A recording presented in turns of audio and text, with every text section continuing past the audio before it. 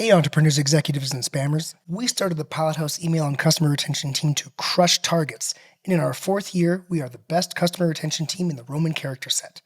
We use campaigns to fire up the addresses you spent so much money to acquire and build effective automations that keep your engagement window fat and drive value that you can amortize over years.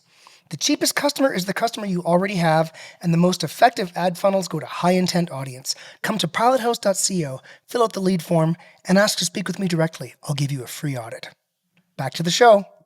In the inbox late night, glowing screens see the light. Email, everything feels alright. Why is everybody using this exact same template? Why is my inbox just full of this? The campaign portion of your email program should not be thought of as the revenue driving portion. It's to drive impressions. If you want to drive more of those brand impressions, you need to keep people on your list. I mean, this is branding 101 stuff. This is not rocket science. How can I cause my audience to think subconsciously for that little moment there's something greater than them in the world?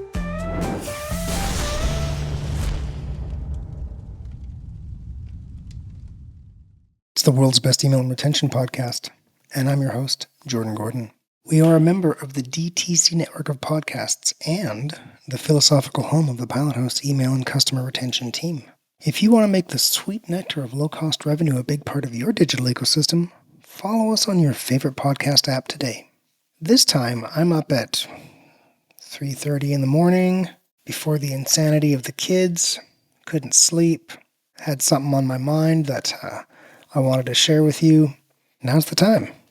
We will be going through a bunch of visuals, so anybody who's listening to us on a non-visual format, go to YouTube. Sometimes it's not really worth it, and we just talk through it, but I'd check it out this time. And you can find us on YouTube with the DTC podcast. Okay, so here we go. Has anybody seen this template? Anybody got this template in your inbox? Kith, Dolce & Gabbana, COS, Armani Exchange, H&M, Bulgari, Sophie Bill Bray. All these brands I have subscribed to, they're all using this exact same template. Bulgari at least has a black CTA. Every single other one has these transparent CTAs. It's a white template, hero shot, no copy, no text over image.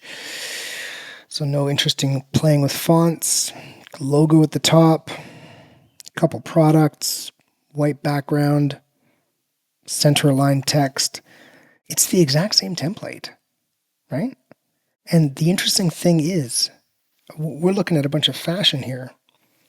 Fashion is about expression, right? So how is it that all these big fashion brands aren't expressing themselves at all through their email template, right? Well, first, I have some speculation. So we'll go through some of that. And then, of course, after we're done, kind of discussing this template, we'll see what some other brands do to bring beauty to the inbox. But how did all of these brands end up with this exact same template? Well, first of all, it could be the brand manager doesn't want to take a risk, right? Think about H&M here, right? One could look at these and say, oh, well, they're going after a premium customer, and that is the kind of, these are fashion brands, they're going after a premium customer, and this is the kind of the look that a premium customer expects. H&M's not a premium brand, but they're doing the exact, H&M's not Armani, it's not Dolce & Gabbana, right? But they're using the same template. So it's not simply that they are speaking to their customer, right? The brand manager, if the brand manager wanted to express the brand in some way through, the email assets, that would mean sailing on different wind, right? And the easiest thing to do is sail with the same wind. If anybody asks any questions, why are we doing it this way? Well, that's what the biggest brands are doing. Problem solved. Whereas if they express the brand through the assets, it would be inherently risky because it could go poorly. And then we'd have to explain, why are you doing something different? Why are you doing something weird? Brands pay for consistency, not complexity. So maybe that's it, right? There's just this kind of, everybody's going along. Maybe this is just stuff I've seen before. The creative director doesn't trust the art director, right? So says, look, the brand is expressed through the photo shoot, period. We're not expressing the brand through the email template. We're expressing the brand through the photo shoot, right? I mean, maybe. I'm just trying to figure this out. I'm looking at these emails. I realize a couple of these brands have said something nice about. I'm not saying anything bad about the brands. I'm just like, why is everybody using this exact same template, right? Why is my inbox just full of this? I was interviewing a candidate, fresh out of college, asked her to pull up an email and kind of just tell me what she thinks about the marketing asset. And I said, okay, pull up we were looking at fashion because I follow a lot of fashion, and so does she. I said, okay, pull up a different email and contrast it with this one. And she pulled a different email up and it looked exactly the same. We kind of laughed a bit. Okay, pull up another brand. And then it looked the same. And I thought, oh my God, I have to talk about this in the podcast, right? So I'm just trying to figure it out. I'm trying to guess. Maybe email is outsourced to the kind of lowest cost offshore setup. And so it's just hard to have a big back and forth. So you can just default to this simple, white background, transparent CTA, simple text, and then there's just less back and forth on brand intricacies. That can definitely be happening. Big brands, the cost-cutting measures that they can be forced to do if they're public companies is just sometimes amazing, to the point where they actually sacrifice their brand and just do the same thing as everyone else, right? Okay, maybe they tested on click-through rate and they aren't considering brand. Ironically, they're big brands, but they're not considering brand because they tested on CTR. And so adding beauty to someone's inbox is not about increasing the click-through rate. It's about increasing impressions. This is what we've discussed so many times, right?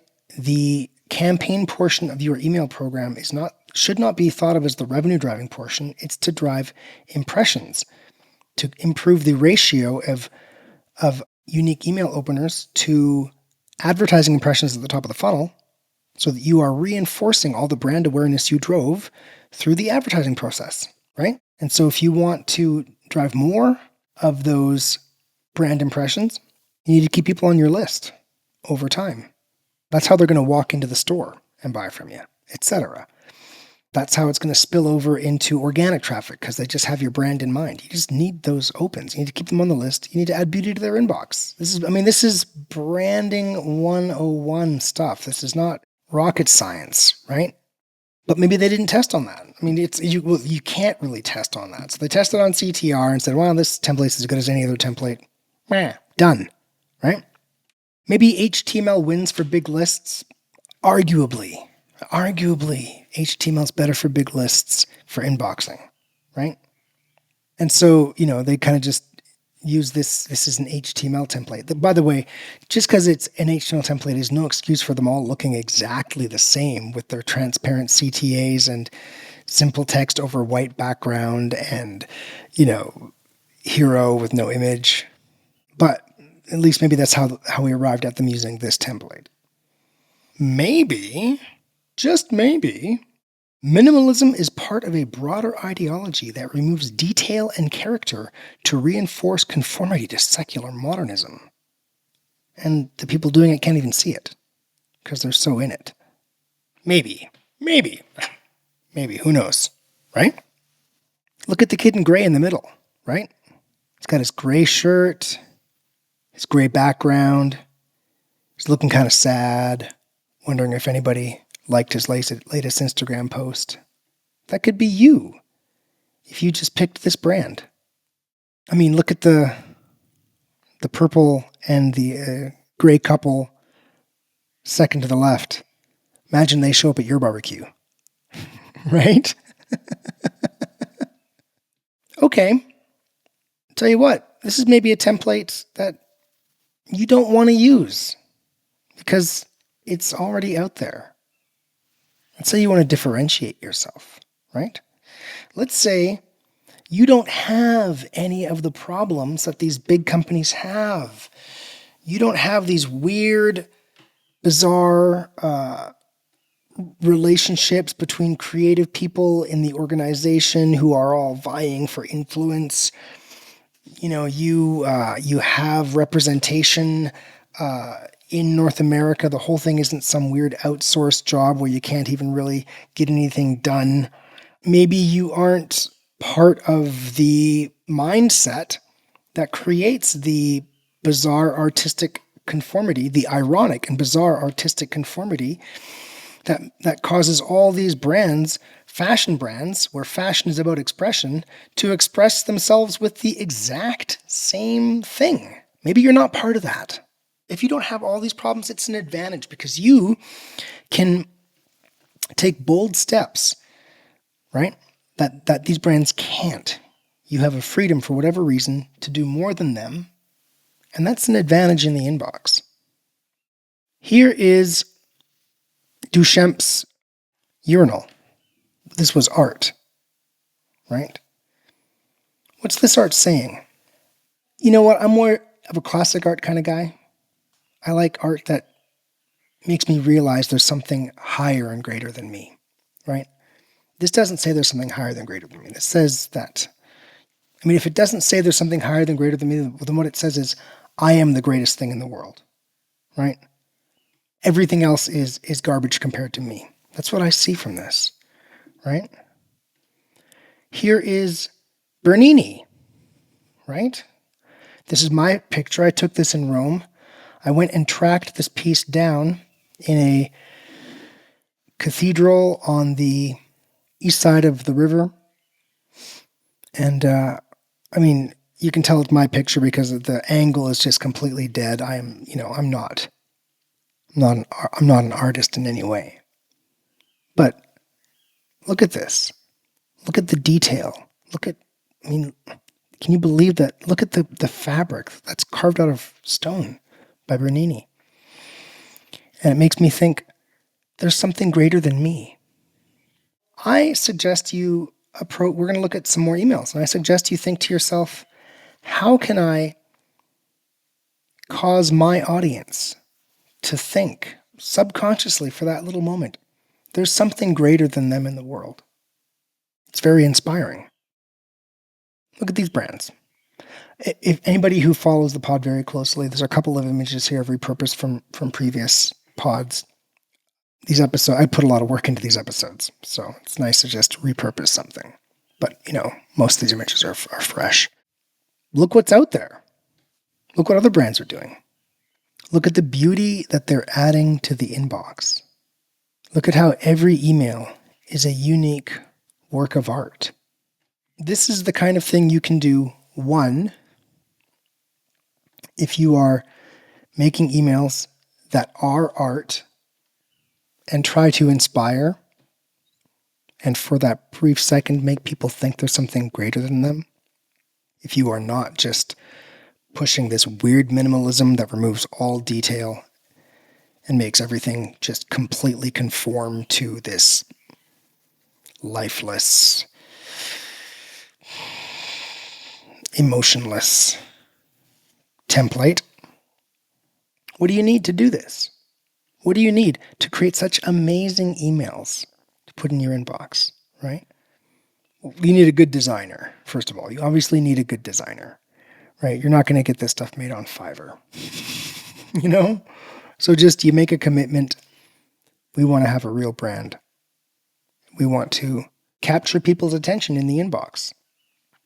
And you know what? The ironic thing is, you get the most beautiful emails from the smaller brands. Because one, like I say, they don't have the constraints and the weird organizational stuff that those massive brands have. And they know that it's hard to stand out in the inbox, and they can make these big moves. They can be brave. They can be bold. They can be different. They can think different, right? So they make that play. and they stand out in the inbox. So you just make that commitment. I want to be one of these brands. I want to be a real brand. Good designer. We do this. Some of our brands, every email is a unique work of art. And you can approach it that way. But you got to keep in mind that if you are small, sorry to get technical because this was supposed to be an artistic episode, but you go to your list and look at how many people have clicked more than once. Right? It's a small. Most people have clicked 0 or 1 times on your list. So you don't have to worry about repurposing, right? So, I repurposed a couple images here because most people who are watching this episode have not seen those images I repurposed, right? Because most people do not watch every single episode I do. Sadly, there'd be some good email in the world if more people watched this pod. But you could make 10 layouts, 10 unique works of art, and play with them. And if you look at the very, very beautiful anthropology email on the far left, their email program is so inspiring. I would love to just email marketer for anthropology. Man, if you're listening, drop me a line. Oh God, let's just have a phone call and talk about email, right? I'm not going to try to sell you anything. Let's just talk about email, So they have a set number of these layouts, a set number of these templates. So while each one's looking like this huge, massive, beautiful work of art, there is some logic and structure behind it, right? To still make it scale, because they do a lot of emails. We do this with Figma, and you can just line up 10 messages right next to each other in Figma. And the nice thing about that is you can swap out sections. Hey, let's swap this section, let's swap this section. So you can just kind of get playful on making these complex, rich emails. You got to take lots of pictures, right? You're not going to run programs like these that we're looking at right here if you don't have a lot of images, right? So when you do a shoot, you just got to do a big shoot, right? So you've made this commitment. I'm going to stand out in the inbox, right? I'm going to make beautiful emails, add beauty to people's inboxes. So once you've made that commitment, you're like, oh yeah, I need a good designer, right? Need lots of images. It's just part of your business. Big shoots, just part of your business. Now, the brands we were looking at earlier, many of them have retail locations. Email's not the number one thing on their mind, right? Should be. Every single person who buys, you go in those locations, you go to the PO, the point of sale, people ask you for your email address, right? All the time, so they can dump you coupons. So I'm getting coupons, right? I'm getting massive Hugo Boss coupons. They're just treating it all wrong. And you know what? They're retail location first. What's going on? They're old economy. So what are we talking about here? We're talking about new economy. We're talking about DTC, people buying online, people shopping online. You go and look on Federal Reserve charts of e-commerce sales in the US, just up, up, up, up, up. E-commerce sales, share of sales in the US, up, up, up, up, up, right? Just always printing new highs. Doesn't go down, right? So that's new economy stuff. So you've got people in these really big organizations, they've been there for a long time, they're established, and they just have an old way of thinking about things. They're not cool new brands, right? Can't remember the last time I walked in and bought some Dolce & Gabbana. Can't think of it, right? And it's not like I'm young, I'm like Gen Z. Can't think of it, right? So if they were thinking ahead, they'd realize, oh my God, all of my customers are on email. I have implied consent. I can message every single one of them. I should use this channel to reinforce my brand hard, right? Because these impressions are cheaper than getting them in front of some ad, at a bus stop or something like that, or, magazine placements.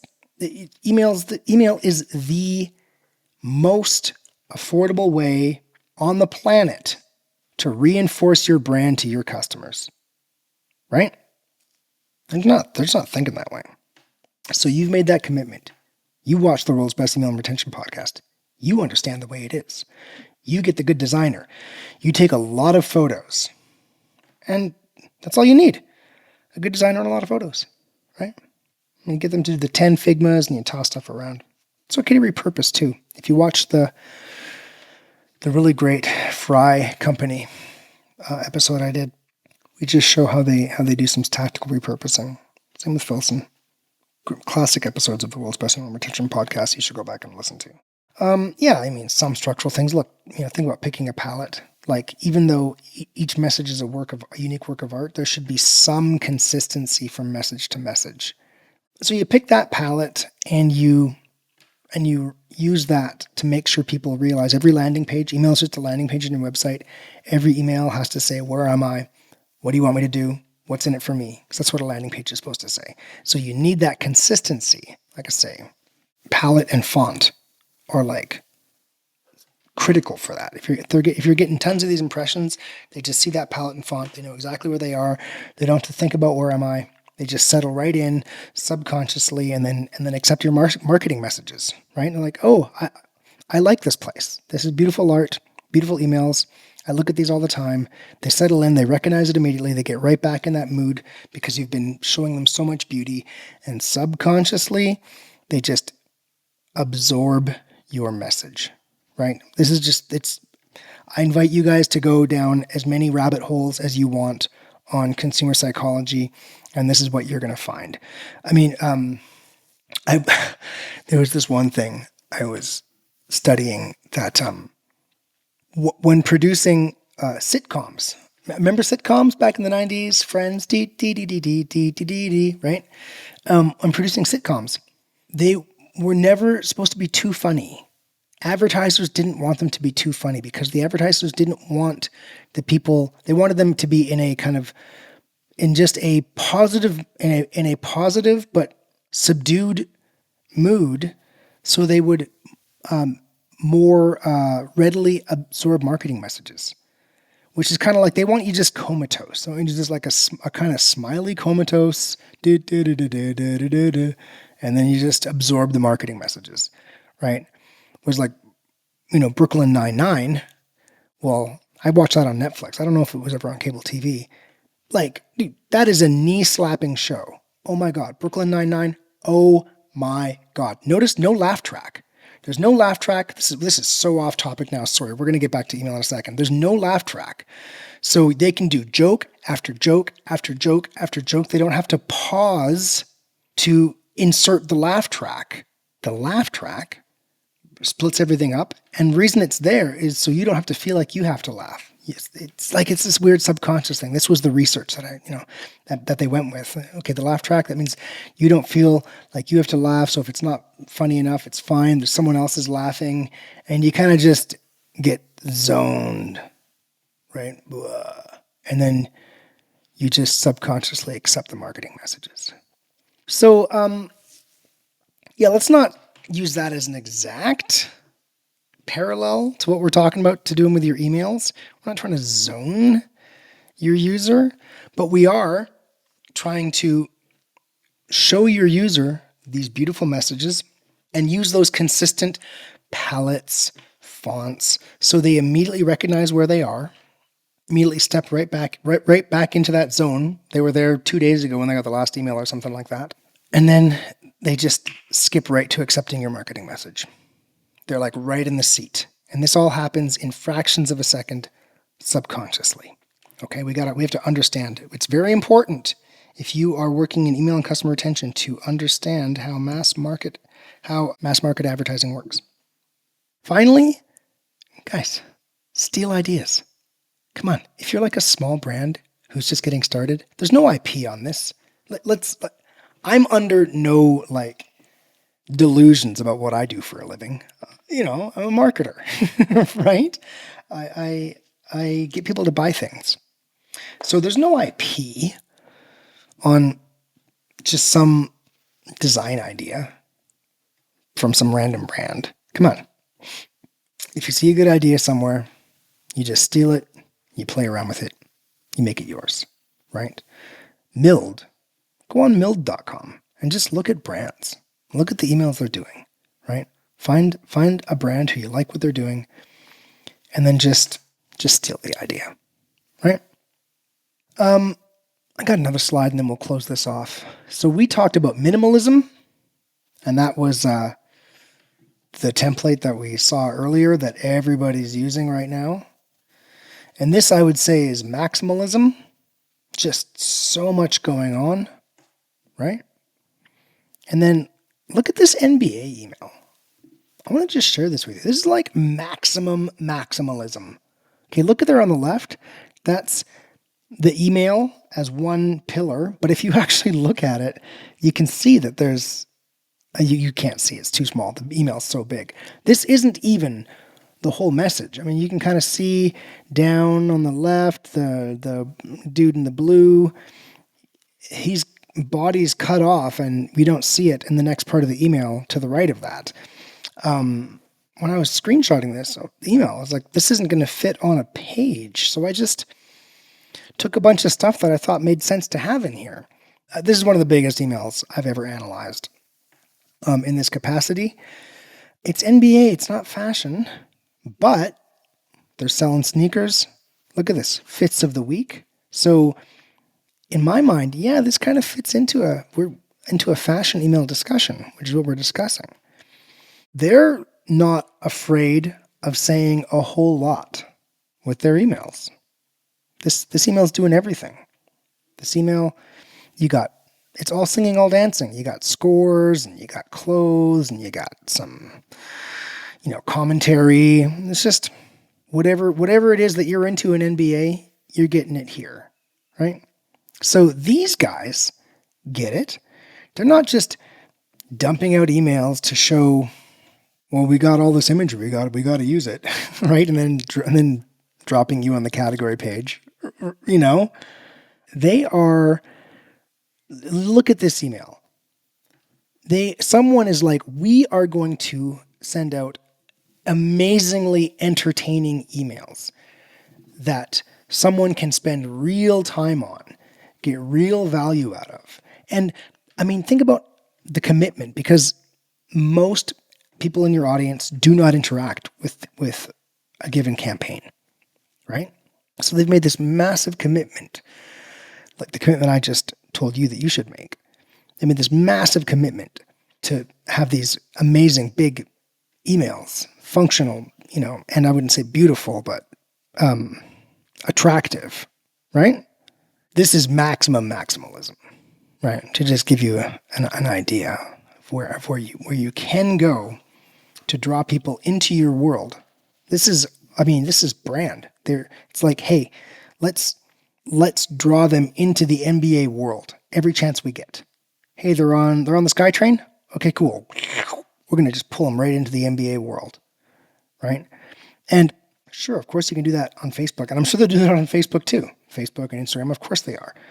They're paying for that. If you can draw them, if you can use this, it's obviously a more expensive asset, but there's no ad cost. If you can draw them into your world with this, I mean, that's what brand reinforcement through email is. Okay, that was an interesting talk. And I hope all of you come away from this wanting to make more beautiful emails with a better understanding of how those beautiful emails improve brand perception, maintain brand awareness, and improve brand recall as well. And brand recall is what spills over into owned channels, organic, long-tail keywords, direct, right? Free traffic. Brand recall is what spills over into free traffic. And free traffic lowers your headline cost to acquire a customer, which allows you to invest more in growing your brand through paid media.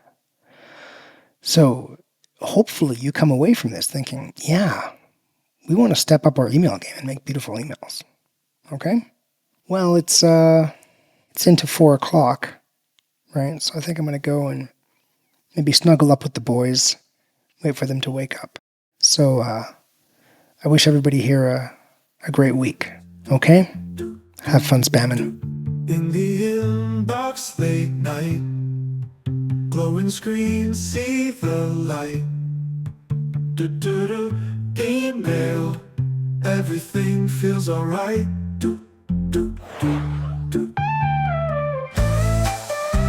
Hey entrepreneurs and spammers, remember, you can't scale without email, and the cheapest customer to acquire is the customer you already have. So please subscribe to the world's best email and retention podcast and learn how to make low-cost revenue a big part of your digital ecosystem.